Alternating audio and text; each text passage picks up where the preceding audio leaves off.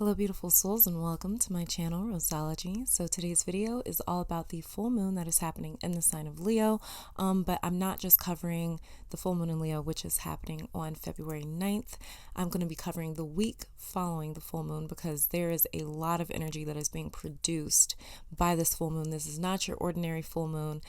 This is probably one of the I would say that all new moons and full moons are very important, but this one's packing a different punch than the rest of them for 2020. I'll just say it like that, okay? And I'm going to be explaining exactly why. As well as this video, this reading is for everyone, no matter what your sign is, whether you are an Aquarius, a Leo, a Scorpio, a Libra, Sagittarius, Gemini. It doesn't matter. This video is for all signs because this is a general interpretation of energy for everyone, okay, for the collective. So in this video, I'm going to be covering the astrological chart for the full moon, as well as some different crystals, herbs, and oils that you guys can use to help manifest, banish, transform, attract whatever into your life for your magic or your rituals for this full moon. I won't be discussing how to work with those because I have a video dedicated solely to how to program different objects, living and inanimate objects, to help you attract whatever it is that you're trying to attract in your life, or do your magic, do your rituals, things like that. So I will link that video down below if you're interested in that, as well as I've pulled some cards for this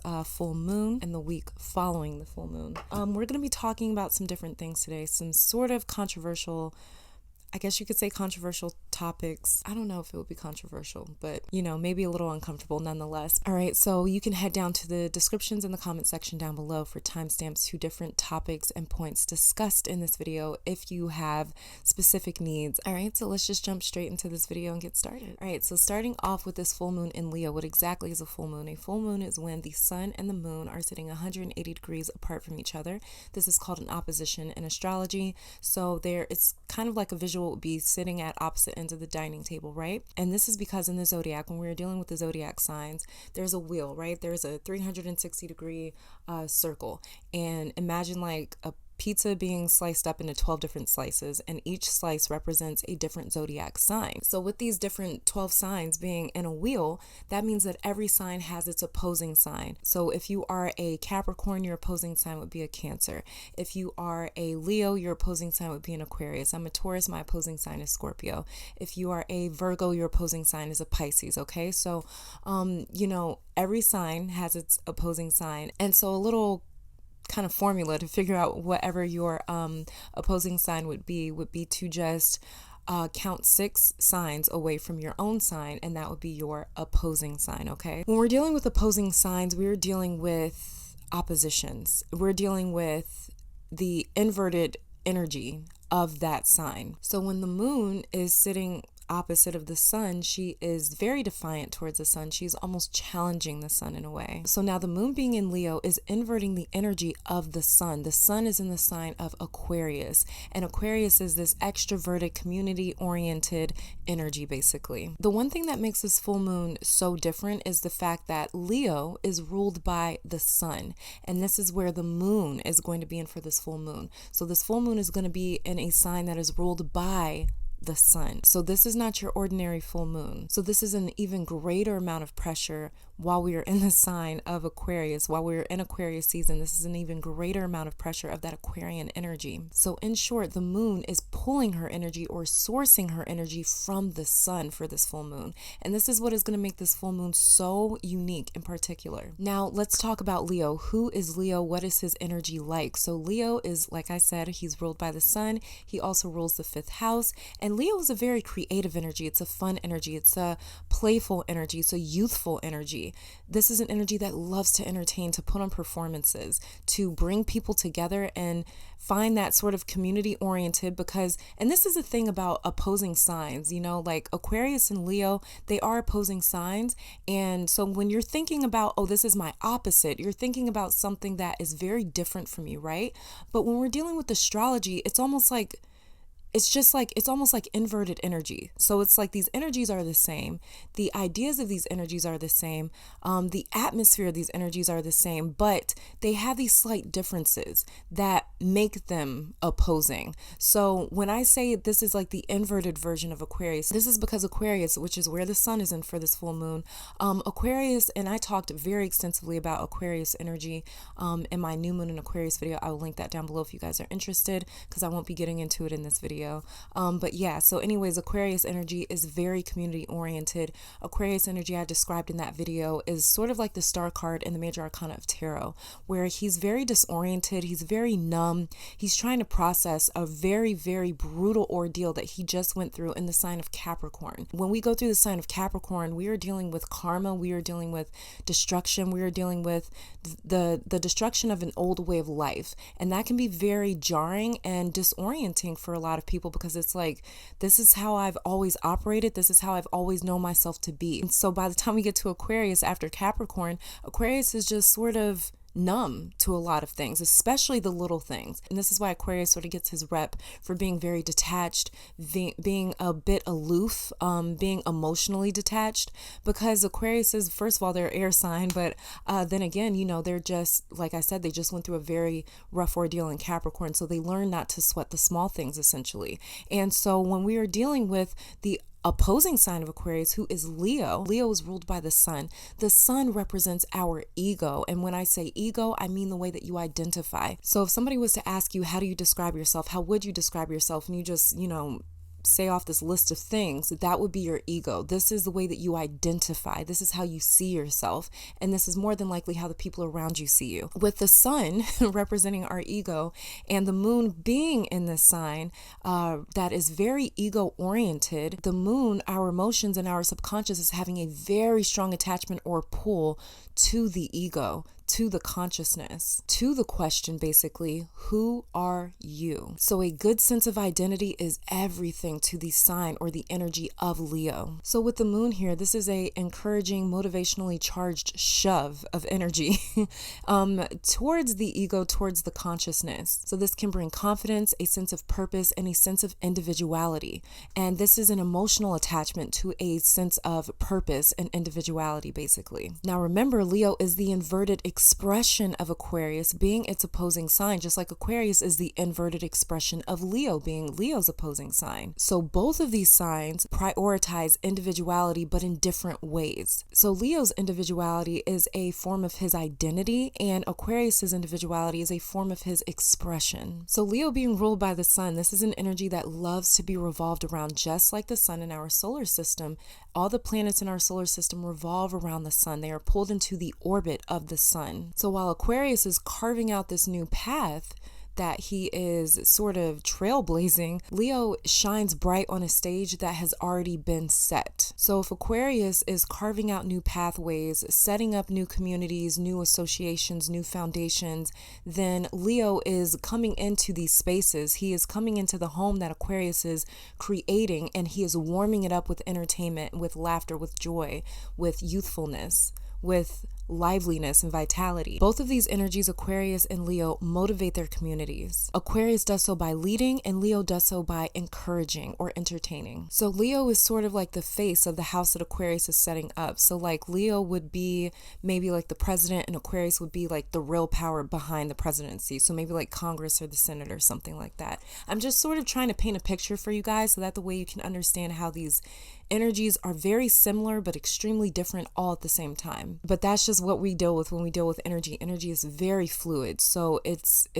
constantly evolving and changing, and it can be so different and so similar all at the same time, because like I said, energy is just very, very fluid. So for this full moon and the days following the full moon, there's going to be this very intense pressure that we are feeling from both of these energies, Aquarius and Leo. Now this is interesting because normally in a full moon, when we're dealing with a moon that is opposing the sun, we are dealing with almost like a standoff, like almost like in a Western movie where they have like this showdown, you know, and that's kind of what we deal with when we're dealing with a full moon. But because this full moon is in the sign of Leo ruled by the sun, this is not necessarily like a standoff. This is a lot different. This is us solidifying our place in the greater whole. So this is us claiming our individuality in our communities, at work, in public, in our friend groups, in our families, in our homes, because we all sort of belong to some sort of a clan, right? Where it's like either it's your family, it could be your race, it could be your ethnicity, it could be your nationality, it could be your culture, it could be your heritage,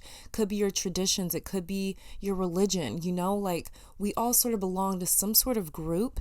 And when we have the full moon in Leo while the sun is in Aquarius, this is sort of like really shining a light or illuminating the fact that it's like you do belong in this community, but who are you? Still, you need to be your own individual. So who are you? So there's a really heavy need for us to identify and to individualize ourselves while being a part of this community or group or association or collective. So for some of us, this can mean a drastic show of independence. Maybe we make a really big move to a different city or a different country. Maybe we leave certain relationships and friend groups behind. Maybe we change jobs. Maybe we drop out of, our major or something and start pursuing a passion. Maybe we say, you know what, I'm going to quit my job and I'm going to design shoes because that's what makes me happy, Or maybe we decide to take this time to experiment with different groups, associations, and communities. Maybe we take this time to get to learn different cultures and different ethnic groups or backgrounds, religions, traditions. This is all stemming from us truly needing to connect to our heart space, to our sun, away from this whole that we belong to or this clan that we belong to. So now getting into the astrological chart of this full moon, the one really interesting thing that I want to talk about first is the fact that the moon is going to be trining Uranus and Mars. Uranus is in the sign of Taurus. Mars will be in the sign of Sagittarius during this full moon. So a trine is basically like a triangle of three different points, three different celestial bodies happening in astrology. So we have the moon on one point of the triangle, we have Uranus on the other point of the triangle, and we have Mars in the other point of the triangle, basically. So when there's a trine, this is three different celestial bodies connecting in frequencies. It's kind of like these energies are almost like singing or harmonizing together, essentially. So when we have a trine, what we have is a doorway or a portal that is being formed. This is a portal of energy, highly, highly impactful, intense, potent energy that we can use to break away from old parts of our life or old, outdated parts of our life, maybe thought patterns, beliefs, limiting beliefs, systems, and structures that we've set up. This is our doorway to the other side of that, so that the way we can leave these old sort of structures behind and enter into a new life. So this is literally like a doorway into your new reality if you want to accept it. So we can use this doorway to break away from old standards, archetypes, and modes. So this is a massive opportunity for us to claim our independence and sense of self if we feel we've lost that, or if we feel as though we are disconnected from that in some way. So Uranus being in the sign of Taurus, who's a part of this trine, and Uranus is also the co-ruler, one of the parents of Aquarius, and we are in Aquarius season. The sun is in Aquarius for this full moon. And Uranus is a part of this trine with the full moon. So you guys, that's getting a little deeper into astrology when you start to look at like, okay, this is like the ruling planet of this, and this is happening with that, and this sort of, you can sort of connect all these dots. It's just a lot of different dots that we're connecting when we are looking at astrology to sort of paint a picture, right? So with Uranus being a part of this trine, Uranus being in the sign of Taurus, Uranus is teaching us how to accept the quirky, different, strange, unique, rebellious sides of ourselves while in the sign of Taurus. Mars is in the sign of Sagittarius. Sagittarius is the archer. Sagittarius is all about potential. So Mars in Sagittarius is giving us the determination, courage, and tenacity to search for our own truth and potential. This is what resonates with us. So this is all about resonating with who we are. So for instance, like a lot of people, especially like, let's just take somebody, maybe they are, trying to closet off some part of their life. So it's almost as if they're like living a double life, right? And so this opportunity can create a way for a person to feel like, you know what, this no longer works for me. This mask that I've been wearing no longer works for me. I just have to be who I am. And whether or not people accept that, I just have to be who I am because I cannot find peace wearing this mask or wearing this outfit that just doesn't fit me. It was never me, but I was only wearing it, or I was only accepting this in my life to make the other people around me more comfortable. And at the end of the day, it's like, in order to make someone else comfortable, it's not worth it if you have to sacrifice your own comfortability and peace, you know? So this is like a separation of that. This is like a pull of that, where it's like, what are you going to do? This is an opportunity, basically. Are you going to stick with you sacrificing and tarnishing your own peace, compromising your own peace and your own individuality, that the way that you can make other people more comfortable, that the way other people can see you in the way that they want to see you? Or is this about you looking in the mirror and being able to identify and relate to what it is that is reflecting back to you? So with the moon in Leo, we may be feeling more bold or confident in being able to look in the mirror and maybe even accept what we see and love what we see. So if we can allow ourselves to detach from what we were built up to be, or conditioned to be, or programmed to be, if we can detach from that and return to this almost like fountain of youth, who is Leo, where we are present in the moment and free of conditions, like how we were when we were kids, before society got a hold of us, before society told us who we were supposed to be. So by connecting back to this fountain of youth, we can discover our natural talents, skills, abilities, instincts, and even purpose. And the reason why I bring up purpose is because Leo is ruled by the sun, and the sun is all about purpose.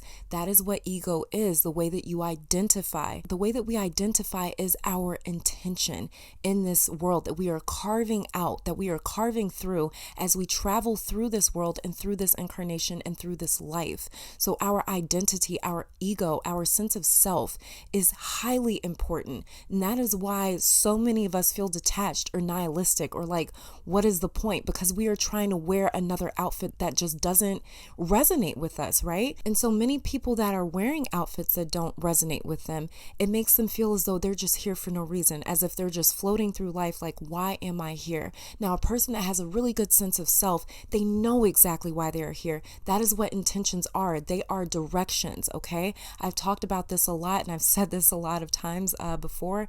Basically, our intentions, when we set intentions, when we're working magic, intentions are directions. This is how we direct energy, basically, because we are giving energy a purpose. Energy already knows what to do. It just needs direction. That's exactly what intention is. That's exactly what ego is. That's exactly what purpose is. Purpose, ego, intention, it's all the same thing. So this is how we identify. The sun is the center of our solar system, right? What is the sun's identity? What is the sun's intention? The sun's intention, the sun's purpose, which is really major, is to supply life, warmth, light, and heat, and energy to all these different celestial bodies and planets orbiting in its own solar system. So this is the sun's purpose, and this is why he is all about ego. He is all about intentions. He is all about purpose, because he has one of the biggest purposes, I guess, is that a word, in our solar system. Like, let's just think about it. For instance, if we lost Pluto or Jupiter or Venus, maybe, would it affect Earth? Yeah, it probably would, but not in the same way as if something were to happen to our sun. If something were to happen to our sun, we wouldn't be able to survive. A lot of the other planets in the solar system would not be able to survive, not in the same way, because we need the sun. It's different. Just like we need our purpose, just like we need our identity, just like we need direction in this life, okay? So this is major. This is a really big deal. So this is your purpose in life. Just like the sun, what are you meant to supply life to? What are you meant to supply warmth and light and heat and energy, life force energy to? So give yourself permission to explore the things that you only do in private. Engage in the hobbies and the projects and the little things that you like to do in your spare time. Engage in those things that you normally talk yourself out of because you don't have enough time to do it, because you have to work, or because you have this engagement or that responsibility or that priority to take care of. Engage yourself in the things that you usually talk yourself out of because you don't have enough time to do nothing, you know? It's funny to me how the skills and hobbies that we are taught to see as useless or dead ends are usually the sole reason that we were sent here or put here on this earth in the first place. It's the reason that we were born here, and we are taught to see the reason that we were sent here as useless or a dead end, or that's not going to make you any money. Why would you rather be a starving artist, right? You know, this is sort of how society keeps us in check by scaring us and saying, well, you may never make it. You may never be what it is that you are aspiring to be, because that's not a sure thing. But what is a sure thing is you can go to college, get this job, and work at this place for the next 30 years or for the rest of your life, life. And then you'll retire with this nice little 401k, and you can go off and do whatever it is that you want to do with that, savings, with that retirement money. And it's like, okay, yeah, that's great. That's a sure thing. So society almost sets us up in a way where it's like, well, this is very comfortable and convenient because we are giving you a life. We are giving you a way to figure these things out. All you have to do is go to school, get this job, work this place for the next 30 years, sacrifice the next 30 years of your life, sacrifice your passion, sacrifice your hobbies, sacrifice the things that make you want to get up in the morning and go, sacrifice the things that give you motivation, sacrifice the things that give you peace and so much happiness and fulfillment and contentment in your heart.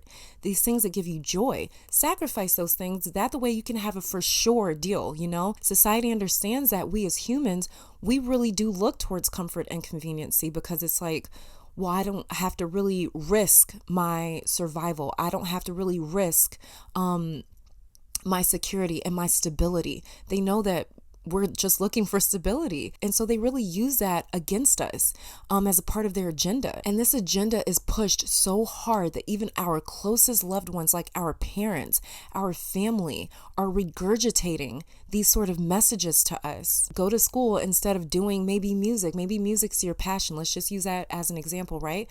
Maybe we are hearing from the people in our life, well, go to school instead of doing music because music isn't feasible. What if you never make it? What if you just end up on the streets, starving for the rest of your life, but you got your music? Like, what if you never make it? Well, what if you do? What if you end up becoming one of the highest selling artists of all time, or I don't know what it's called, or what if you walk away winning 30 different Grammys? Society truly does benefit from us not ever reaching our full potential because the 1% needs someone to do their job, to work for them in order for them to stay at the 1%. So this full moon is all about realizing who you are, why you are here, and what you are meant to do, even if it means going against the status quo and going against rebelling against society. And that's why I was saying this is really about being rebellious with the moon trining Uranus. Uranus is a highly rebellious planet, a highly rebellious energy. I love Uranus so much because he disrupts everything that is the status quo. He disrupts everything that is a stereotype, that is a structure, that is a generalization. He comes in and he completely shakes it up, almost like an earthquake, where he's like, oh, you want to say that this is you want to say that this is grounded, you want to say that this is foundation, you want to say that this is structure? Well, I'm going to shake it up, and I'm going to prove to you that this is not the only way, that there are plenty of other pathways, there are plenty of other routes that we can take in life. And that's what Uranus does. And we are in Aquarius season. So like I was saying, with the full moon trining Uranus and trining Mars, this is a really, really, really intense, powerful, potent energy that I think can honestly set us up for the rest of 2020 and honestly the rest of this decade. I would say, in my opinion, and it's not just because I'm a Leo moon, but I would say in my opinion that this full moon in Leo is probably one of the more important full moons of all of 2020. So this is really all about how are you meant to warm or fill or entertain the community or the collective? What imprint do you want to make on the world? What memory do you want to leave behind? If we can be honest with ourselves in answering those questions, then we can find out a lot about our true identity, who we truly are, and why we were truly sent here, basically. All right, now moving on to the next astrological placement that I need to talk about is we still have Saturn, Pluto, Jupiter, and the South Node in the sign of Capricorn. Now, these energies are tearing down old structures, ways, and beliefs, that the way that we are free to explore who we truly are. But Saturn, Pluto, and Jupiter in the sign of Capricorn are deconditioning or almost deprogramming our entire energetic being, and as well as the South Node in the sign of Capricorn. This is really us just ridding ourselves of everything that we've been taught and conditioned to believe as true. And this is us stepping into our own identity, stepping into our own, you know what? Let me figure out how I feel about certain things. Let me figure out what my opinion is about certain things. Let me figure out who I am, what I deem as true, or what I deem as stable, or what I deem as real, basically. Now, Saturn and Pluto in the sign of Capricorn is squaring off with Uranus in the sign of Taurus, but I'm actually seeing this as a really, really good thing, because these two earth energies squaring off or fighting, because Capricorn and Taurus are both earth energies.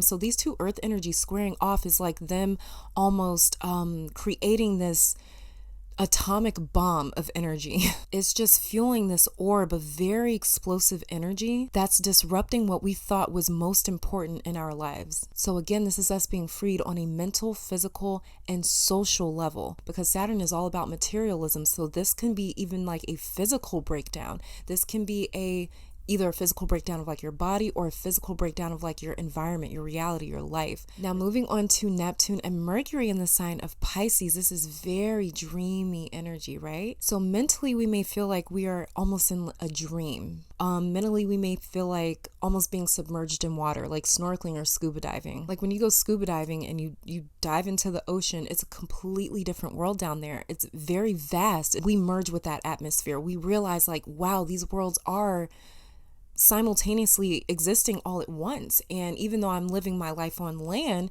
it doesn't make this world under the sea any less relevant or any less real, because it's happening. Just because I'm not down there all the time doesn't mean it's not happening. So it's like Neptune is swallowing Mercury's energy right now. So it's kind of like Mercury is scuba diving in Pisces ocean, basically. Plus we are in Mercury retrograde shadow zone right now. We've been in that since February 1st, and we are going to officially go into Mercury retrograde February 16th, and we'll be coming out of that March 9th, but we'll be out of the shadow zone March 29th, okay? So with Mercury officially going retrograde, this is like Mercury scuba diving backwards in Pisces ocean, or honestly, it's more so like he's just floating there. He's not even moving. He's not swimming forwards or backwards. He's just sort of floating there. He's just stopping and taking in this different world. So this is really expanding our prospects as we discover a new world or new life. This new life being related to our purpose, basically. Because discovering your purpose is like discovering a new way of life. And this is because our focus becomes so heavily entwined around this new passion or this new thing that we are resonating with so strongly.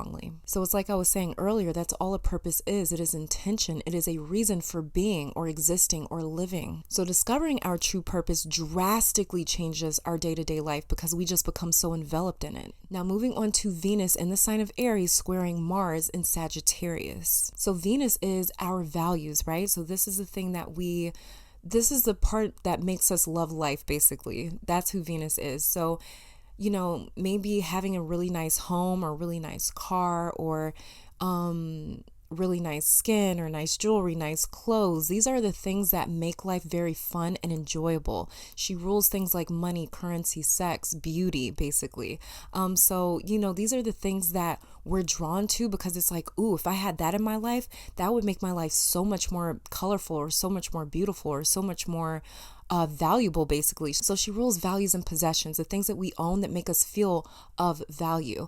And so she's basically like attraction, chemistry. These are the things that we are drawn to. So Venus equals chemistry, and Aries, who is ruled by the planet Mars, Aries is more so about competition and willpower, basically, because Aries is the very first sign in the zodiac. He's the one that takes that first step, almost like the Fool in the major arcana of tarot. That's somebody that has to be very motivated to take that first step. And Mars, who rules the sign of Aries, is all about passion, determination, motivation, drive. Mars is the reason that we do the things that we do. So a lot of people say that Mars is all about, being the god of war. Actually, Mars was known as abundance way back in the day. He was known as, because Mars, Mars and Aries, they sort of kick off spring, right? So Mars was all about sort of abundance, things coming to life, things sort of taking that first breath of life. And you can sort of look at it as the same thing when it comes to Mars being all about this war god, basically, because it's all about charging ahead, moving forward. Now we are taking that first breath of life.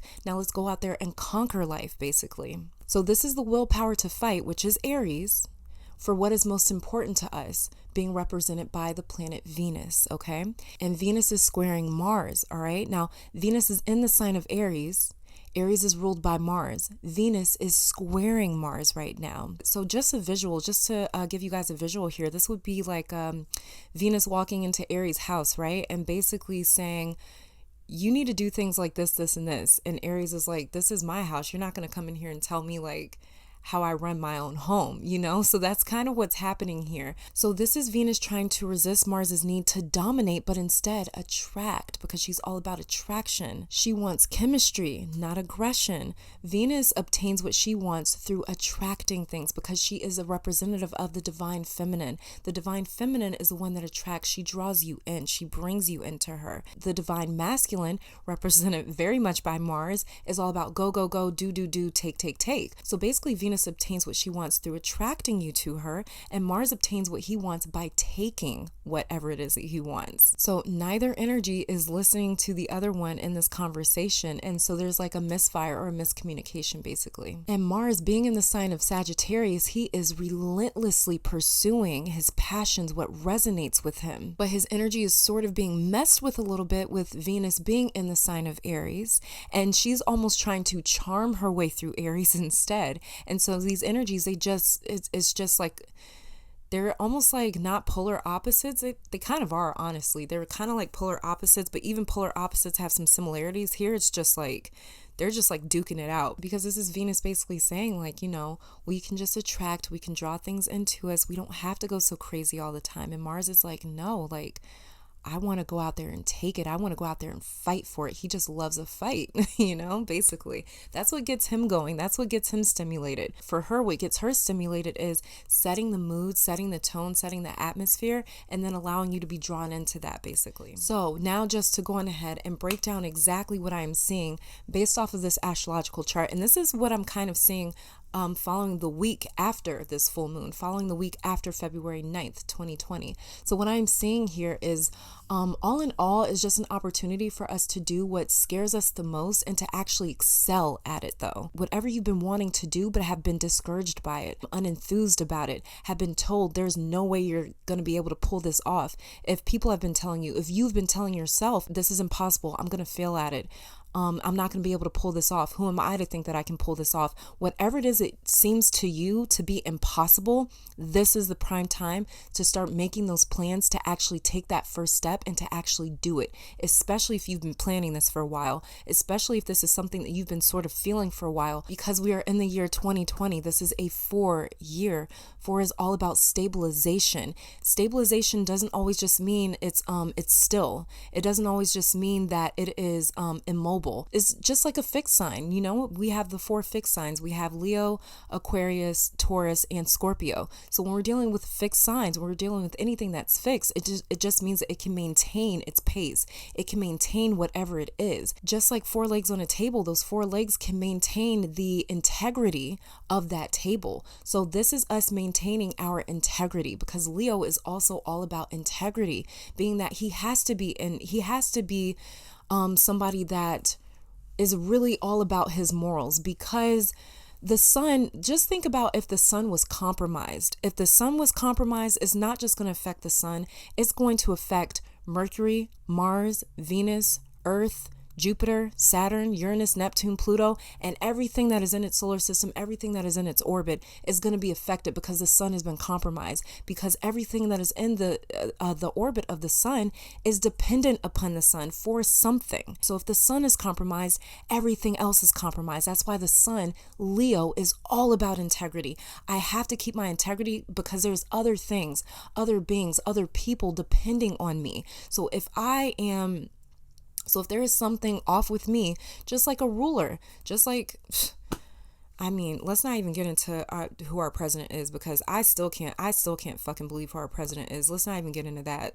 Let's not even go there. It needs to be somebody that has a lot of integrity, because it's like there are millions of people depending on you to make sure that you are making good decisions and right decisions and hopeful decisions, because we're depending on you. You are supposed to be the leader of this country, the leader of this free world. So it doesn't just affect you, whatever decisions you make. This is why Leo is so about integrity, because Leo realizes I have others depending on me.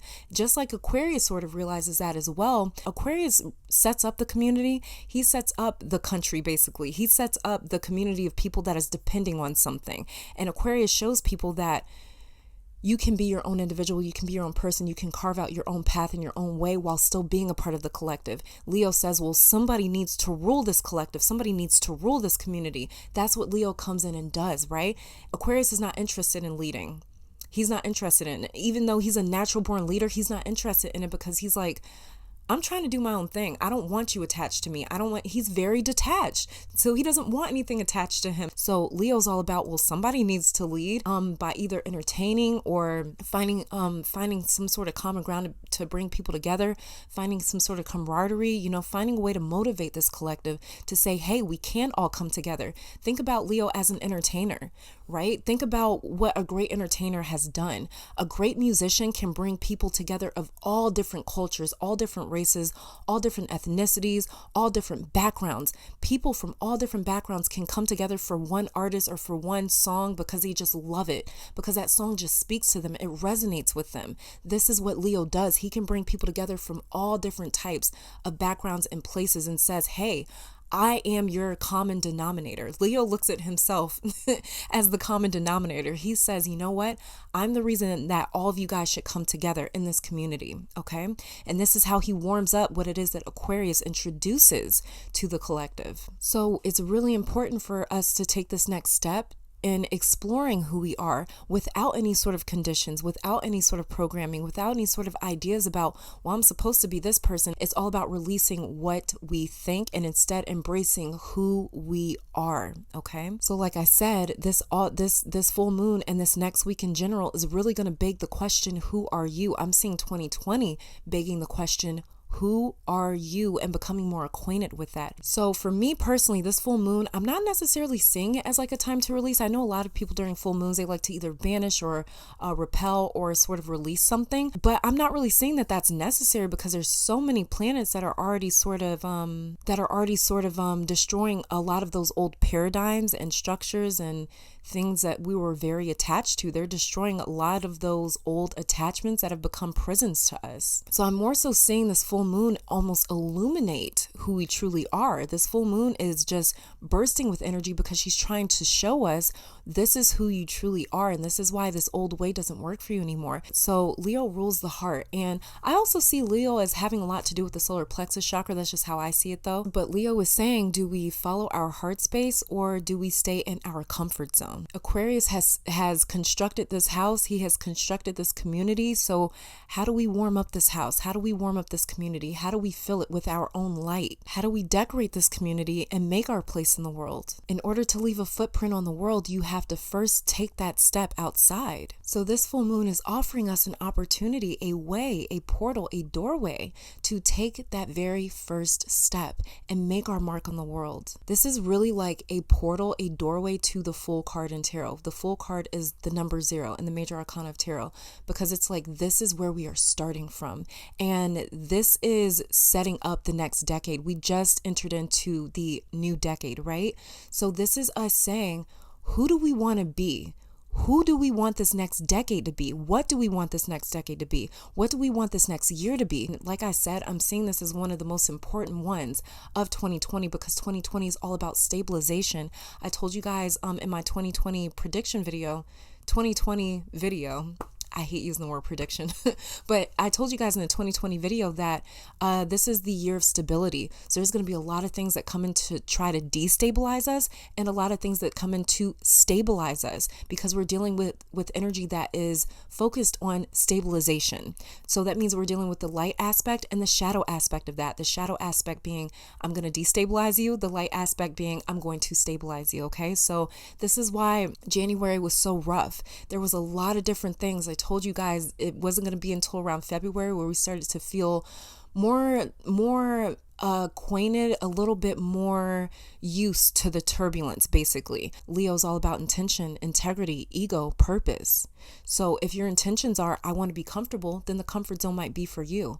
But if your intentions are, I want to be something great, or I want to do something great, or I want to fulfill my own prophecy of who I came here to be, then that is going to require you to do radical things. That is going to require you to shine your own light. That is going to require you to make really difficult choices. It's a difficult choice to choose to stay in a comfort zone, because a comfort zone is a prison. You're never allowed to break out of that. Well, you can, but you're choosing not to. Just like it's uncomfortable to say, I want to go out here and be radical, do something different. That's a very difficult choice to make as well, because that requires you to walk that path alone. But this life is not about comfort. We want to be secure, we want to be stable, we want to feel safe. But at the same time, we also have to realize that comfortability doesn't guarantee any sort of safety or security. It doesn't. Because that comfort, that safety net, that comfort zone can just come crashing down at any point in time, at any second. It takes faith either which way. It's a leap of faith either which way.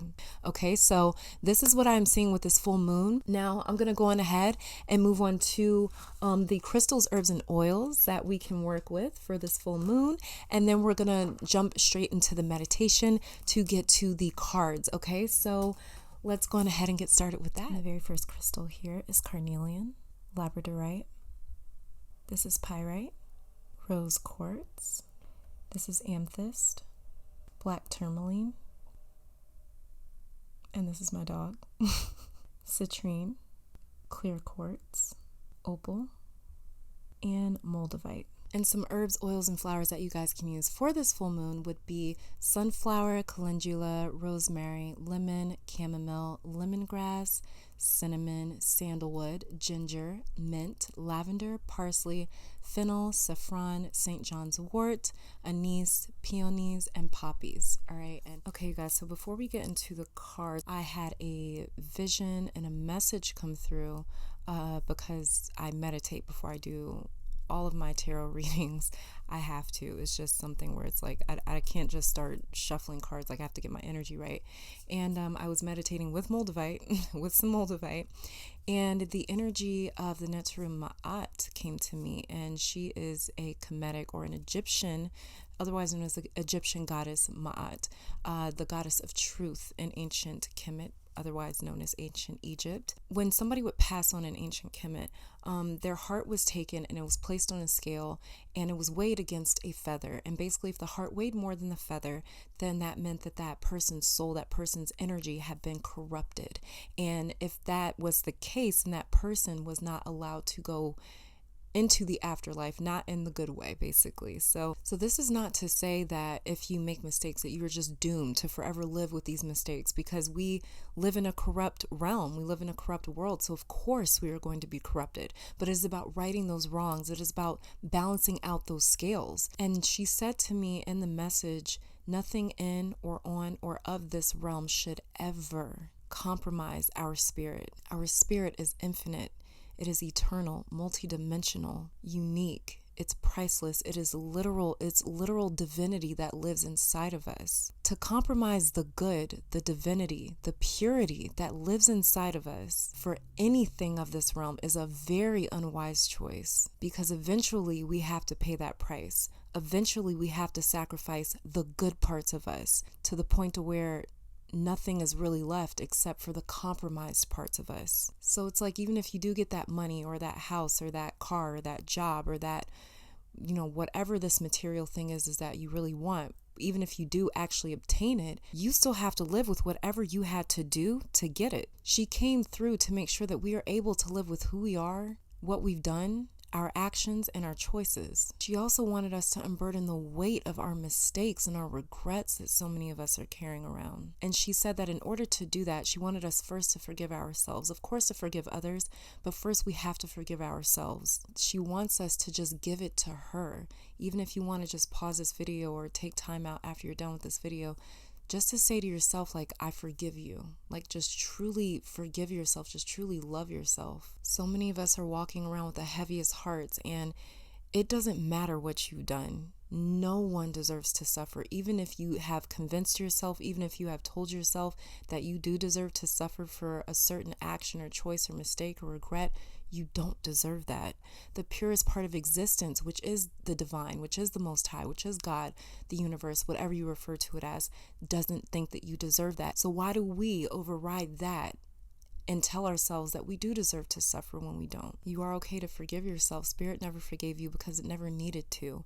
It loves you so much, unconditionally loves you. This being does, this divine being does. And that unconditional love means that no matter what you do, you are still so loved. That love never changed. Even if sometimes we are enveloped in so much shame that it's hard for us to feel that love. because we have allowed ourselves to be overwhelmed and overtaken by shame, grief, remorse, anger, guilt. And these things have blinded us. They have trapped us. They've held us hostage away from that unconditional love.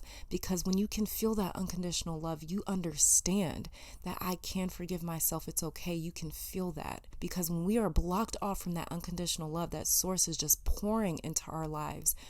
We are being blocked off from our life force energy. We came from that source of unconditional love, meaning we came from unconditional love. So if you are blocked off from your source, that is like being blocked off from your blood. That's like being blocked off from your heart. That's like being blocked off from something that you need to survive. And this is why so many of us are walking around feeling so heavy, so alone, so isolated, so dark, so negative, because we can't feel that love anymore. Can you just imagine an energy so strong that you are loved no matter what you do? I don't even think that we can wrap our minds around what that is. I cannot wrap my brain around that. It's too much. And when you think about, when you imagine, when you try to envision something loving you that much, it's like it just breaks down the rough parts of us. It breaks down the hatred. It breaks down the anger. It breaks down the shame and the grief and the remorse and the guilt and the regret. It breaks down all of those things to where all we can feel is just like surrender. Maat coming through to deliver that message, it was so powerful and beautiful. She's never come to me before, ever. I've connected to her energy before, but she's never communicated with me before. And so for her to come through so strongly and so clearly with that message, I was like, okay, I have to share this. Thank you. And as well as I want to say thank you, and as well as I want to say thank you to Maat for delivering that message. That was beautiful. And I've never connected to her before, so I was kind of excited to hear from her. It was awesome. But okay, let's take this time to go on ahead, get nice, calm, and relaxed now that that intuitive message is out of the way. And let's get into a nice, relaxed space. That the way we can break into this meditation and then get into the messages for the cards, okay?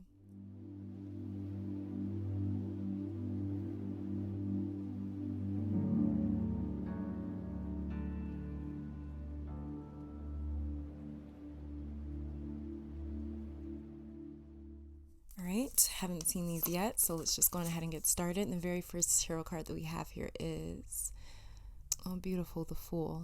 The next card that we have here is it's in reverse. It's the Mother of Cups in reverse, also known as the Queen of Cups in reverse. All right, so just starting off with these two, what I'm seeing here, this is a new way of life after forgiving. I'm seeing deep healing and forgiveness with these two cards here, with the Fool and the Queen of Cups in reverse. Try to get that to focus. There we go. With the Fool and the Queen of Cups in reverse, I am seeing this is the releasing of emotional baggage and emotional weight. The Fool, he is basically living a life without this emotional baggage. It's a choice, though. That's what I'm getting here with these two cards, is this is a choice. The Fool is coming through as an option. We have to be the ones to decide to leave this past behind. Whatever this is, whatever would be our emotional baggage, whatever would be our pain, our past, whatever it is that is just causing us, that is keeping us from that unconditional love. I see how this message is fitting together now. Thank you, Maat. Whatever is keeping you from being able to feel that unconditional love, because in that unconditional love is peace, it's fulfillment, it's serendipity. There is so much in that unconditional love. So whatever is keeping you from being able to tap into that, there is a choice being offered here. Like I was saying with this full moon in Leo, it was a choice. Okay, I'm seeing how all this is fitting together now. This is wild. Okay, so like I was talking about with that full moon in Leo, that's a choice to leave the old way behind and to embrace who we truly are. This is a choice to leave this baggage behind, because whatever this baggage is, it's keeping you from your source being unconditional love. We came from unconditional love. So in order for us to tap back into that, we have to release the past and anything that is keeping us in a low vibrational place.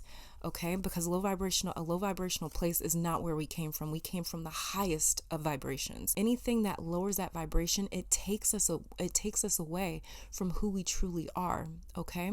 So this is a choice. This is an option that's being offered here. Do you want to separate from your past? Do you want to separate from the things that have weighed you down? It's like an anchor to who you truly are, to anchor to your higher self. And then the next one that we have here,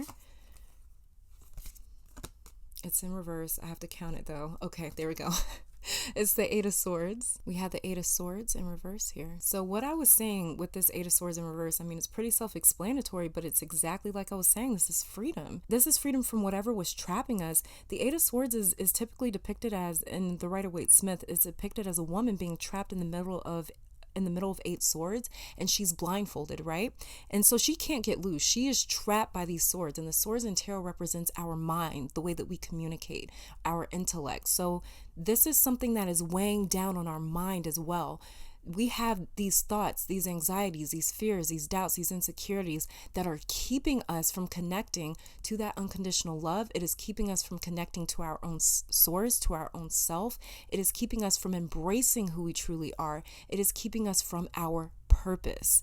Okay, so this is a freeing of that. This is in reverse saying that we have the opportunity to leave this behind, whatever this emotional baggage is. The stuff that's weighing us down emotionally and the stuff that's weighing us down mentally, we are being offered a choice here to walk away from it, to finally leave it in the past where it needs to be left at. All right, and then the next card that we have here is the Mother of Pentacles, otherwise known as the Queen of Pentacles. Beautiful. And then the Nine of Cups. Okay, I'm going to stop here again because, you guys, the Mother of Pentacles and the Nine of Cups, the Mother of Pentacles is abundance. She's like the Empress. And the Nine of Cups is emotional fulfillment. This is how we get to the Nine of Cups. This is how we get to emotional fulfillment, by releasing emotional baggage. And my phone just went off at the perfect time. So this is how we get to emotional fulfillment, is by leaving emotional baggage behind. This full moon is about us severing the ties of our own emotional and spiritual bondage, you guys.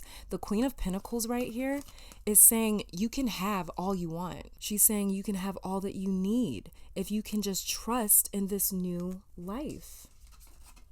If you can just trust in this new life, you can have everything that you ever wanted or needed. It's amazing how we'll hold on to pain because it's familiar. We will literally hold on to this. We will hold on to pain because it's familiar. It becomes a part of us, almost like another limb. Like how in this, like how just like, you know what? I'm just now saying this. And this Queen of Pentacles right here, you guys can see she has a baby deer with her. I just noticed that about this card. She has a baby deer with her, you guys. So that's what our pain and our traumas and our doubts and our fears and insecurities have become to us, to a lot of us. It's become an extension of us, a byproduct of our experiences and our journeys, you guys. Anytime we get accustomed to something, it can be difficult to tear away from it because we become acclimated to it. So it's become our new normal. It's become our new way of being. And this is what has happened. Like she has this baby here. Our pains have become a byproduct of certain experiences that we've had because they've hurt us, because maybe they've traumatized us, because maybe they have changed our view on things. It's like we almost adopt it and we say, no, you have to stay with me. You are my constant reminder of how things actually are. And while there's nothing wrong with using these experiences as a different way to look at life, you don't want to have this thing attached to you in a way where it's like you want to be very Aquarius about it. Like I was talking about Aquarius. Aquarius doesn't like to get attached to anything because it's like, I don't want you attached to me because that means that I'm also attached to you. I have to be separated from these things because if not, all these other things are going to cloud my judgment. All these other things are going to possibly keep me from fulfilling my own prophecy of who I am, fulfilling my own prophecy of what I came here to fulfill. So we have opened the doors to our body, life, and energy saying, yes, I can accommodate my pain and disappointments by having this baby deer here. You know, what is that baby deer to you? What is that byproduct to you? What are you producing? What are you carrying around? Your baggage can be anything. So some of us have adapted to our pain. It's become a custom or a tradition, but it's one we don't realize has us trapped, like the devil card in tarot. They have no clue that they're trapped to the devil. They have no clue that they're wearing chains. They're completely unaware of that. And so we don't want to become unaware of the fact that we are carrying baggage, that we have a child that we are carrying around. We don't want to be blind to that. We want to be able to look at it and say, I am carrying something around now. Let me look inside of there and see what's actually in there. So we've trapped ourselves behind these 8 swords here, but now we're having the opportunity to leave. And that's why this 8 of swords is in reverse, you guys. And for those of you out there that may be saying, like, I didn't do this to myself, I didn't cause this to myself, I didn't hurt myself, someone else did this to me, you know, yes, you're right. Of course you did not ask for this, but to hold on to the past is a choice. It's a choice. We do not have to relive our pains and traumas. Another choice is coming to you now. Another choice. The Fool and the Mother of Cups. This is coming to you now. No more claiming this life of mine because it is mine. My pain is not my life. My pain is not my identity. My pain is not who I am. My pain is not my legacy. The last 2 cards that we have here is the Lovers in reverse and the Son of Wands, known as the Knight of Wands. Okay, so what I'm seeing with the Son of Wands and this Lover's card in reverse is once you decide, if you make that decision, if you make that choice, if you take that opportunity that is being handed to you, hey, do you want to leave your past behind? And you say, yes, I want to leave my past behind. Let's say that you say yes to that option, right? These 2 cards here, the Lovers and the Knight of Wands, is saying that, once you decide to free yourself from your past or pains or traumas or disappointments, you have to stay true to that choice. The Lovers card here, before it was called the Lovers, it was actually called the card of choice, because that's what the Lovers card is. It's not just about relationships or love. It's about polarizing forces, because in the Lovers card, in the traditional Rider-Waite-Smith depiction, we have a man and a woman being sanctified by an angel that is sort of sanctifying this union, right? But when we're dealing with the divine masculine and the divine feminine, we're dealing with polarizing forces. These are polarizing energies. They are the exact opposites of each other. So the Lovers card is actually encouraging you or requiring you to make a choice of what end or what part of the spectrum you want to belong in, you want to fall in, you want to choose or commit to. And so with the Knight of Wands accompanying the Lovers card here, the Knight of Wands is also saying that, yes, this is a choice, because who is the Knight of Wands? This is somebody that is turned up. He is lit. He is ready to go. He is charging headfirst into a war. Because why? Because he has chosen to fight in that war. He made a choice. So this is not a one-time choice, you guys. This Fool and this Queen of Cups here, this is not a one-time choice. It's a choice to finally say, yes, I'm going to leave this behind, but this is a choice that you have to keep making every single day. This is a commitment that you have to recommit yourself to every single day. This is a lifestyle. But when we're tearing away from our past, when we're tearing away from our pains,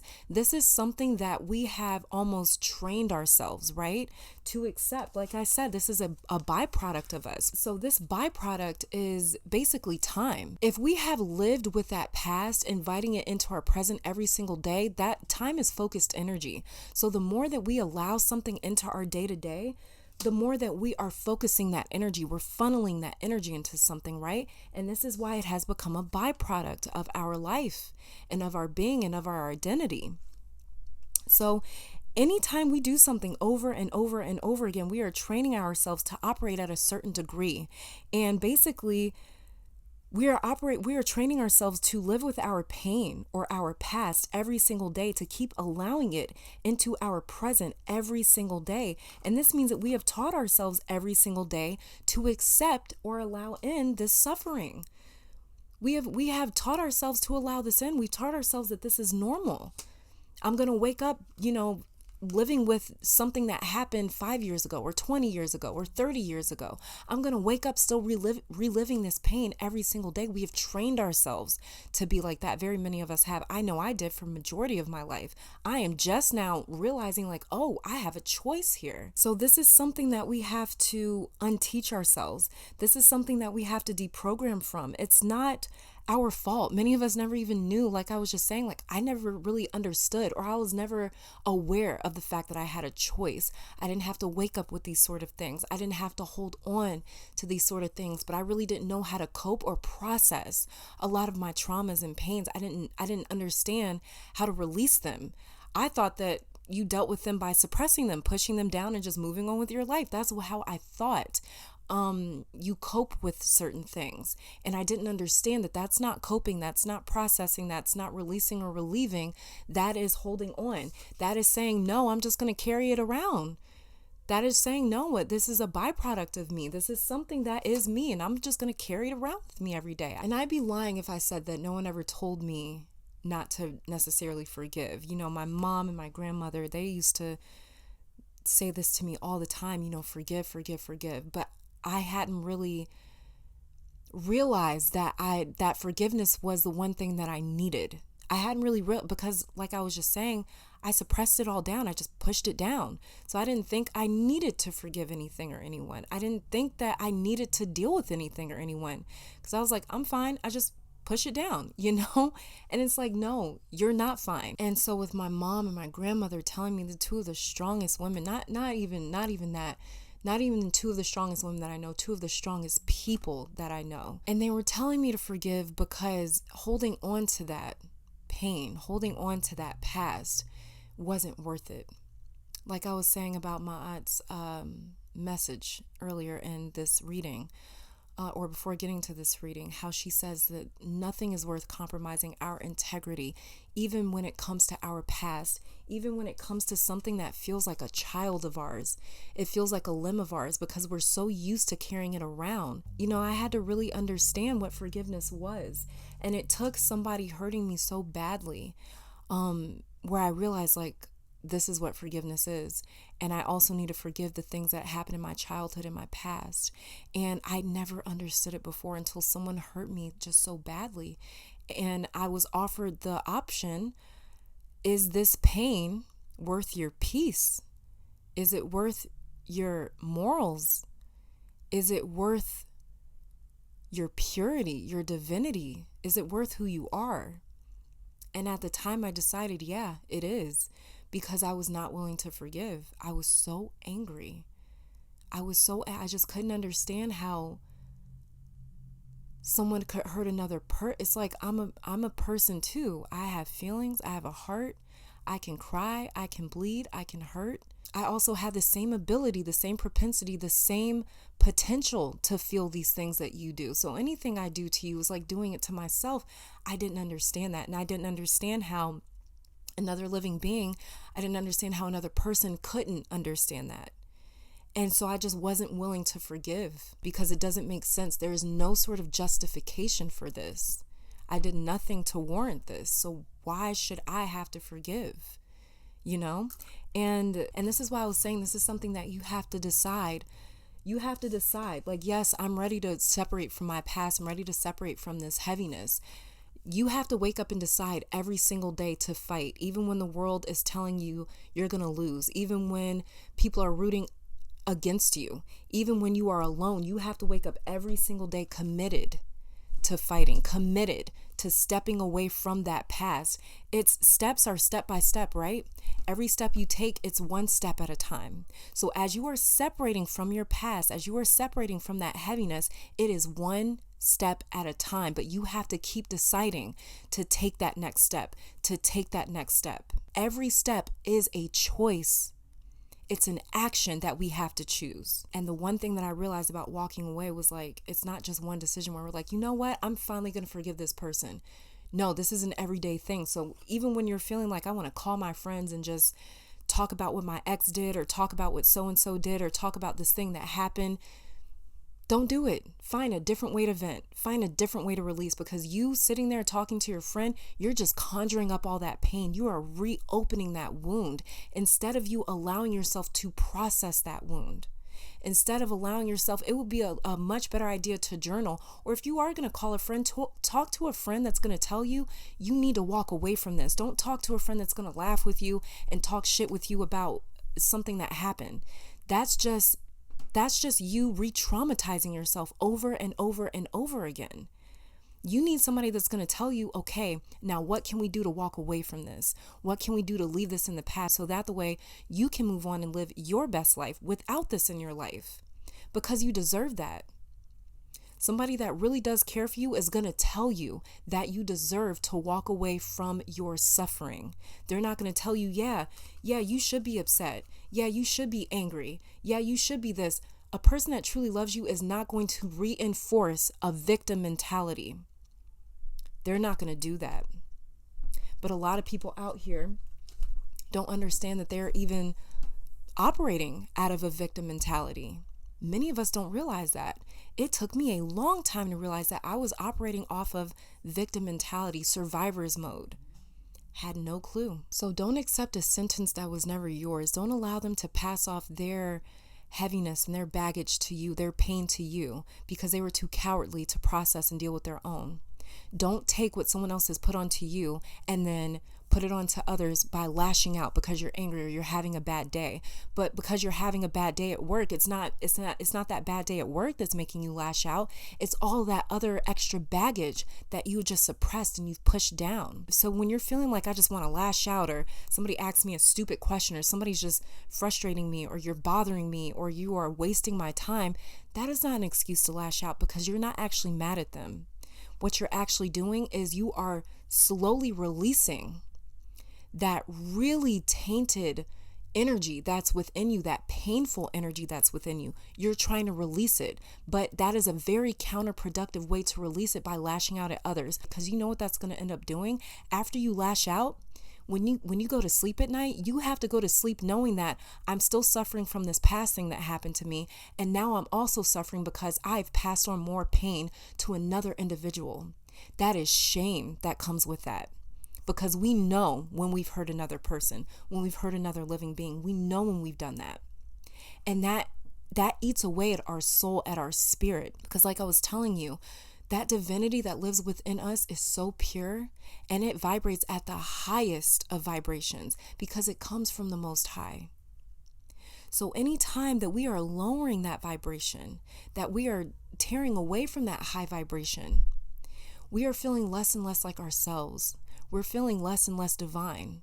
We're feeling less and less connected to that source, to that life force energy. And so now it's like, not only do I have to live with that baggage from my past, now I also have to live with the fact that I just hurt another person in the same way that I'm hurting. You're adding more and more into your plate. You're adding more and more baggage, and you're already struggling carrying around the baggage that you already have. This is how we dig holes for ourselves. This is how that spiral just keeps going and going and going, to the point where we want to give up, to the point where we're tired, we're too exhausted. I'm drained. I am in so much shame. I have so much guilt. I have so much remorse because I don't know how to tear my way out of it. Don't pass that pain on to someone else. If something got passed on to you, some sort of pain, anything like that got passed on to you, it needs to stop with you. Let you be the last person that experiences that pain. And it's not fair to you that you have to process your pain and another person's pain. It's not fair to you. No one said it was fair. The argument here is not whether it's fair or not. That's completely irrelevant. I think we already know from a very conscious standpoint that, of course, it's unfair. There's no justice in that. But it's also unfair to continue to pass it along. This is not hot potato, This is life. And these are real beings that are being affected by our actions every single day. Full moon in Leo. What does the sun do? He shines what is within him. That is why we experience light. That is why we experience daylight, because that is the sun shining his source of energy onto us. So we are shining whatever is inside of us onto other beings. So what is inside of you? If it's pain that's inside of you, that could be what you are shining or putting out into the world or into other people. Okay, so spirit didn't cause this pain. We didn't cause this pain. Sometimes we do, sometimes we didn't. Sometimes we just get past pain by someone else that just can't process their own. And like I said, it's not fair, but we have to be the ones to stop it and say, it ends here. The buck stops here. It ends here, you know? I'm going to be the last person that inherits this.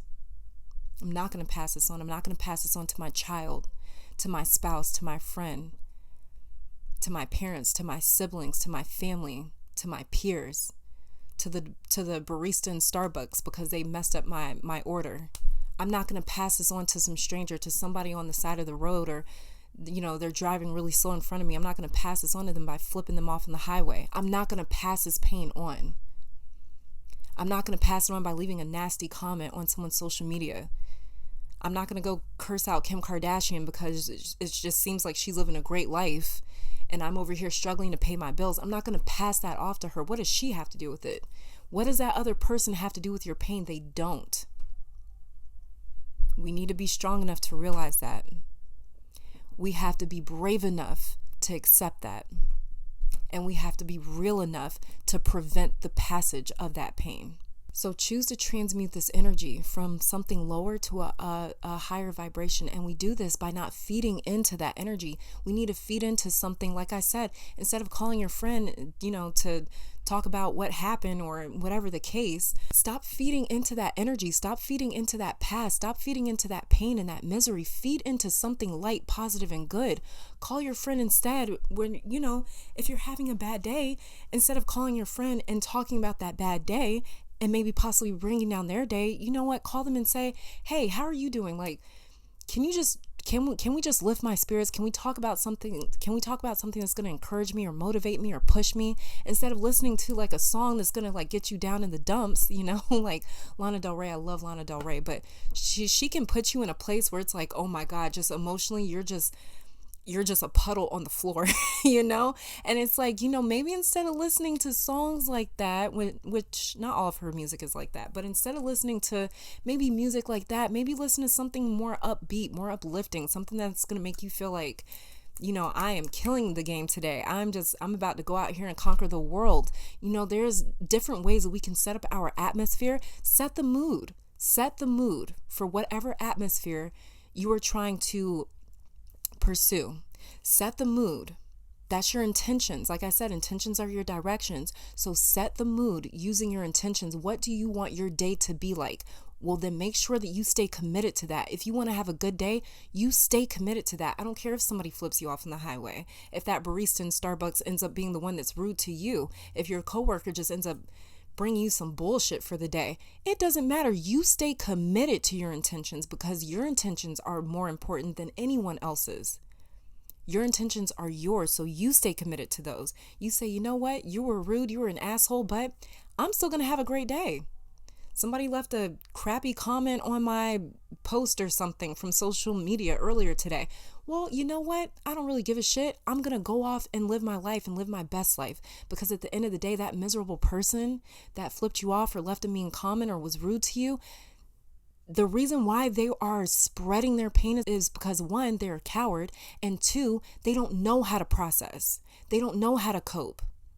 All they know how to do is they just see you living a great life, or maybe they see you happy, maybe they see you at a higher vibration, and they want to bring you down, because misery loves company. If there's one thing that a miserable person hates, they hate being miserable on their own. So they will do anything to bring people into their misery, even if they're not consciously aware of it.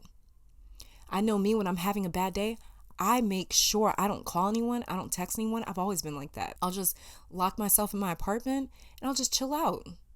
I'll just chill out until it passes, because I already know, one, it's going to pass, and two, I'm not trying to bring you down over something I'm going to get over by tomorrow morning. Why am I going to spread that into the ether? Why am I going to spread that into the atmosphere, into the universe? I already know I'm going to process that. I already know my energy is going to do what it does best. It's going to process that, and it's going to transmute that energy. It's just a process. It's going to take a few hours, maybe a few days, but eventually it's going to transmute, and I'm going to be back to feeling like myself. Right? So give your body, give your being that time to transmute it. because it knows how to do it on its own. But if you are actively saying, I'm going to call my friend and talk about this, I'm going to pump myself up with this anger because I'm so angry, or I'm so hurt, or I'm so frustrated, I'm going to pump myself up, I'm going to feed into that energy, you are resisting yourself. You're resisting that transmutational process. Okay? So feed into things that's going to help you transmute. Listen to music that's uplifting. Listen to a podcast that fills you up. You know, maybe don't watch reality TV. You know, maybe don't watch somebody like get in a fight or something. I remember one of my friends said about, I don't know if you guys have ever seen this show. It's such a horrible, it's such a horrible reality show, but it's called Love and Hip Hop. And I don't know if you guys ever seen that show, but a friend said one time, they were like, this show, literally, they show up, fight, and leave. That's it. Every single episode. I'm like, you know what? You're right. And it's like with us watching like movies and shows and things like that, we are feeding our beings with like being petty. I want to be petty. I'm going to be petty. Let me go out here and get this bag. Let me go out here and, you know, you're feeding yourself certain things. So whatever you're feeding yourself could possibly be resisting or supporting whatever you're trying to do. This is why intentions are so important, because they give you direction, they give you purpose. So if you are intentionally saying, I want to be happy, I want to be at peace, then do everything that is supporting your happiness and peace. All right. So the very first oracle card that we have here is Portal. Doors are opening. Doors are opening. You decide. Rewards. Wild card. Doors are opening. You decide. You guys, what was I saying? What was I saying? Like I was telling you guys, that moon, trine, Uranus, and Mars is a portal. It's a doorway being open. Like I was saying about this Fool and this Mother of Cups. This is a choice. This is a choice. This is an opportunity. This is a choice. And it says right here, doors are opening. You decide. Rewards. Wild card. Portal. Oh my God. That's wild, man. The next card that we have here is Breath of the Cosmos. My will to thy will, micromanaging the universe. My will to thy will, micromanaging the universe. This to me sounds like getting in alignment with other beings that are like you, getting in alignment with other people that are like you, getting in alignment with your own purpose that speaks to you, that resonates with you. So it sounds to me like a lot of resonating. The next card that we have here is I Remember Soul Plan, the fated life versus the destiny life. I was talking about how this full moon in Leo can really seriously connect us to our purpose, right? The next card that we have here is Scales of Balance, Ancient Tantra of the Soul. Scales of Balance. Like, what was I saying? This is all about balancing the right and wrong. I told you guys Maat came to me. Oh my God. And look, we have the scales here. This is crazy. Then we have Pillar of Light, Descent of the Star of Isis. And you know what? I'm going to get the book just to read the little description about it because I'm not sure what this Pillar of Light is. Okay, Pillar of Light. Beings of light and divinity are calling you now. They wish to connect with you more strongly, and you are being guided to strengthen your energy field to allow more of the divine light that seeks you to flow through your body safely and into expression. You guys, what was I saying? What was I saying about this unconditional love, this source of unconditional love that wants to connect to us, or we've lost our connection to it and we're trying to get back to that? That's exactly what the Pillar of Light is talking about. It is talking about this unconditional loving source wanting to find its way back to us and us back to it. But that's a choice. It's all a choice that we have to make for that to happen. Okay, the next cards that we have here is Irene, Peace. And it says, there is no need to worry as everything is working out beautifully. Oh my God. Then we have Guinevere, True Love. The romantic stirrings in your heart have propelled the universe to deliver great love to you. So for some of you looking for new love, this card came out. So there must be something coming for some of you guys. And then the next 4 oracle cards that we have here is 11th house, Friends. Okay. And the 11th house is ruled by Aquarius. As well as some of you guys, for this card to come up. And then we also have, wait, hold on. Then we have that Breath of the Cosmos, My Will to Thy Will, micromanaging the universe. And then the 11th house Friends card here. And the 11th house rules friend groups or associations, communities, a collective, the part of the groups and the clans that we belong to, like I was talking about earlier. So Breath of the Cosmos, My Will to Thy Will, micromanaging the universe. This sounds like some of you guys trying to step away or detach from certain groups that you're a part of. some of you guys may be feeling like, I don't want to really be associated with these people or with this type of people or with this type of person or this type of energy anymore. It's like something where it's like, I don't want to be associated with this anymore is what I'm getting from that. And then we have solar eclipse revolution. Yeah. So this is like an awakening, a revelation, realizing something. Solar eclipses, they come to bring us great clarity, great awareness, where it's like, oh my God, it's like that mind-blowing like epiphany, where things finally click and it resonates so strongly that we have to act in a way where it's like, no, this makes sense to me, this came to me, this resonates with me, now I have to act accordingly. Because I can't unsee it once I've seen it. I can't unknow it once I know it. Maybe your family has certain values or principles and things that you don't agree with, The next card that we have is Pluto transformation. Exactly. And then we have Venus love. Okay, so yeah, again, we have the love card coming through. And like I was saying, Venus, she's all about attraction. So if you are interested in like a new relationship or a new person coming into your life, this Venus love card, and then this Guinevere, true love, the romantic stirrings in your heart have propelled the universe to deliver great love to you. And then we have Venus love. Try to almost attract in this new lover, this new person into your life, if that's what you're interested in. Or maybe you're interested in bettering things in your own relationship. Try to attract that into your relationship. So basically, like how I was talking about with Venus before, set the mood. Venus, she sets the mood. She sets the atmosphere. That is how the divine feminine draws in other things, because it catches your attention and then you're just drawn to it. You're propelled to go up and encounter it, basically. Your own energy is your own house. So basically, whatever you're trying to attract is what you need to be. Okay. So if you're trying to attract in somebody that's loyal, that is transparent, that is consistent, that is real, that is ambitious, then you need to be operating on that level. Okay. So you can't be down on yourself talking about love's never going to happen for me. I'm so this, I'm so that, even though you truly want that. If you truly want love, be love, be that. And don't talk down on yourself. Don't talk about how you can't get this, you can't get that. That's not attractive to anybody. And it's not attractive to you.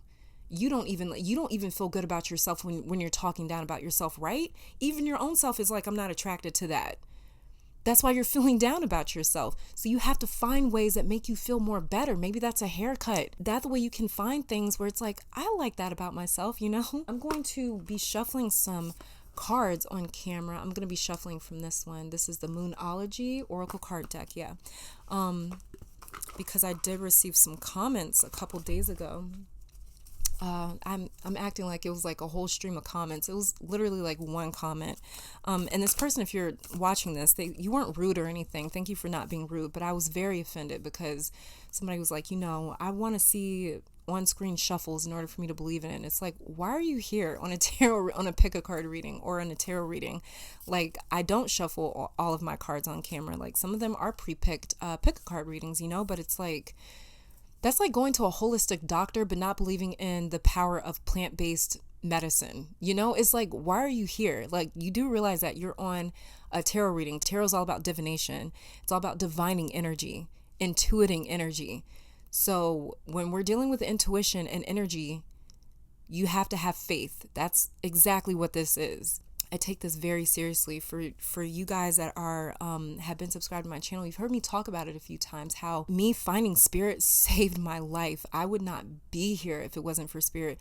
These videos would not be coming out. These messages would not be coming. This channel wouldn't exist if it was not for spirit coming into my life. At the moment that it did, it saved my life. So I take this work so serious. This is no joke for me. I know some people are out there, they use spirituality, they use whatever they can for their own agenda. That's not this for me. That's why you guys never hear me say, like, make sure you subscribe to my channel. If you want to send me donations, you can do this, and that. I don't care about that. Literally, all I care about is making sure that I can give back to spirit everything that it has given me, because it is so much. It's such an abundance of life that spirit has given me. And so I take this serious. And I never felt like I needed to actually say to you guys, like, I don't pick these cards. You know, I guess maybe I should. I've never actually said it to you guys. And now that I'm in front of the camera with you guys, you know, I do not pick these cards. I would never, will never, and have never picked cards for a fucking tarot reading. I'm not here to prove you right or to prove you wrong. So, you know, I'm not here to do that. I'm not here to strengthen your faith. Either you believe or you don't, and that's just what it is. And if you don't like it, you can find a different tarot reader. It's not my issue, you know. But sometimes I do on-screen shufflings, sometimes I don't. But today, I'm gonna do it for all you skeptical asses out there, okay? I'm gonna be shuffling from the Moonology Oracle cards. All right. And let's see, full moon in Leo. Can we get a message for this full moon in Leo? And two cards jumped out. I only like it when one card jumps out. Can we get a message for this full moon in Leo and the week after? The very first card that jumped out is this one. And it says, what do you need to release? Waning moon. I told you guys, drop that baggage. Drop that baggage. I told you guys. I kind of want to shuffle again, but it says on the bottom of the deck, it says balance spirituality and practicality. What was I just talking about? You have to be the one that has faith. Skepticism is okay, but practicality and spirituality is really important. You need to have both. And what do you need to release? Waning moon. I just want to shuffle one more. I feel like there's one more in here. Came out really fast. Okay, and it says emotions are running high. Super moon. I believe this full moon in Leo is a super moon as well. I think it is. I think it is, you guys. I'm not sure, but and then underneath the deck we have, look at that, new moon in Leo. Confidence is key. Is your key to success. Exactly. You have to be able to believe in yourself. You have to be able to believe in yourself. There's no one else's job to make you more confident. You have to be able to believe in yourself. If you want love in your life, you gotta know that, hey, I'm a prize. Like, I'm a prize. I am very valuable. I love myself. I know who I am. I'm a prize. For you to get with me, you should only be honored to be able to get with me. You know, that's how you have to look at these things. Like, no, it's an honor for you to get with me. You know, that's how you got to look at these things if you want love in your life. And if you want people to be able to see your value, you have to first be able to see your own value. You have to first know that you're priceless, that you are a gift from God. Okay? And the next deck that I'm shuffling from is the Psychic Tarot. Okay? All right, let's see. Full moon in Leo. Can we get a card flip? This kind of flipped over, and it says the root chakra. Yeah, it's kind of flipped over as I was shuffling. Let's see. Full moon in Leo. Can we get guidance for the full moon in Leo and the week following? All right, and we have positive movement forward. I believe this is what is that? The Eight of Cups? I think this is the Eight of Cups. Finally leaving that baggage behind, finally leaving that past behind, leaving that pain behind. And then underneath the deck we have foundation and achievements. So this is setting up, so this is like setting up, like I was talking about earlier in this video when I was talking about the astrological placements for this full moon. I was talking about how we are stabilizing, we're setting something up. This next decade, you're going to get to decide who you want to be, what you want your life to look at. So we are actually stabilizing right now. We're actually building a home right now. Like how I said about Aquarius, he builds the home and Leo comes in and warms that home up. And this is foundation and achievements. I kind of just want to shuffle one more. Hold on. Gosh, I always just want to do one more. Let me just do one more. Okay, let's see. And we have shadow. And this is the moon card, you guys. Shadow, dealing with the shadow. Ooh. I really like this card for some reason. I'm very drawn to this. I love shadow work, you guys. I love shadow work. Oh my God. But yeah, so for some of you, this may be encountering your shadow. I mean, that's honestly what it is. In order for us to find that confidence in ourselves, in order for us to step away from our past and our traumas and our pains, we have to encounter the past, our traumas and our pains. We have to encounter the shadow side of us in order to finally push past it. Okay. And then underneath the deck, we have rest and rejuvenation. I need to take this advice right here. I believe this is the Four of Swords as well. So rest and rejuvenation. Okay. Why do I just want to do one more. Jesus. Oh my gosh. I don't know why. Okay. These two popped out. Look at that. Harmony. This is the Lovers card here. Again, the Lovers card is coming back up. So for some of you guys, this is love. This is love that's coming up. This is a relationship that's coming up, a new person's coming up, because we also have the Lovers card. We also had this Lovers card here with was that geese on it?